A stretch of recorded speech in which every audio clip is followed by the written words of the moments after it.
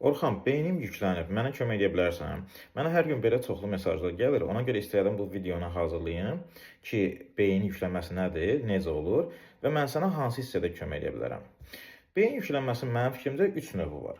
Fiziki, emosional və intellektual. Fiziki yüklənmənin səbəbi nədir? Gecə az yatırsan, gec yatırsan, keyfiyyətsiz yatırsan, sonra alkoqol çox qəbul edirsən, tütün məmulatları və s. artıq sənin beynin qarışır. Məsəl üçün günəş şüası almırsan, səhv qidalanırsan.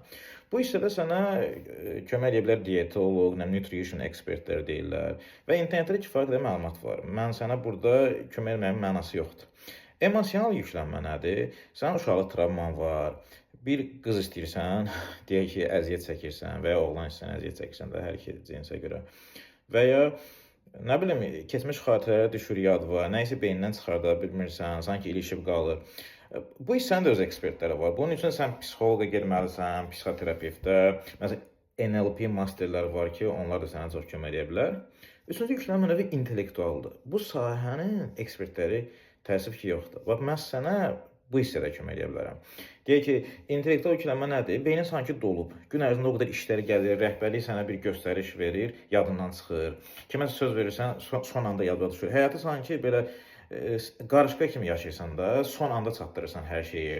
Sonra evə nəsə almaq o da fikrindən çıxır, arzuların bir yaddan çıxır, bilmirsən nəyə hara qoyasan və ya to-do siyasi yaradırsan, görürsən ki, əhəmiyyəti itib. Yəni, görəcəyin işlərin vaxtını bilmirsən, görüşlər yadından çıxır. Bax, bu kimi şeylər.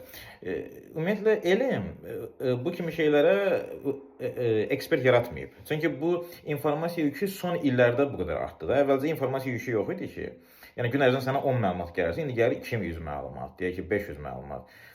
Yəni, mənim işim sırf budur. Yəni, mənim webinarlarım da, ikinci beyin təlimim də məhz buna fokuslanıb. Aydındır. Ona görə bəzən mənə yazırlar ki, tutaq ki, mənim ailədə münaqişəm var, mənə kömək edə bilərsən, qardaşım. Yəni, o sayədə yəni ki, mənim özümün məsləhətə ehtiyacım var. Yəni, mənim işim intellektual cəhətdən, yəni zehni cəhətdən yüklənmiş insanlara kömək etməkdir ki, onların beyni su kimi olsun. Amma o emosional məsələlərdə, misal üçün, mən özüm də kimdənsə məsləhət alıram və ya fiziki cəhətdən özümün ayrıca müəllimim var, dietoloqum var, belə. Yəni, daha doğrusu məsləhət alıram, pul verirəm bəzən. Ümid edirəm ki, buna aydınlıq gəldi.